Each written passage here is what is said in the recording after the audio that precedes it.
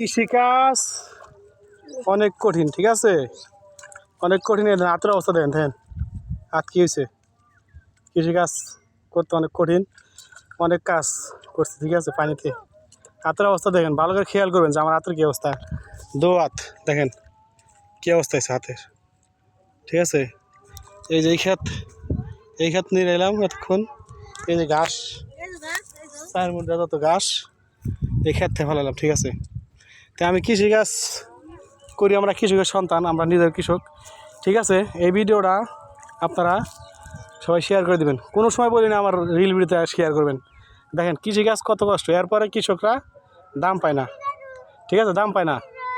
কৃষিকাজ এত কষ্ট করে মানুষ, রৌদ্রে পুড়ে বৃষ্টিতে ভিজে, তারপরে হাতের অবস্থা খুব করুণ, দেখছেন কী অবস্থা হাত, অনেক কষ্ট। বলবো সবাই শেয়ার করে দেবেন এই ভিডিও, জানি সরকার পর্যন্ত পৌঁছায়। কৃষকরা কত কষ্ট করে, এর বিনিময়ে তারা পায় কি?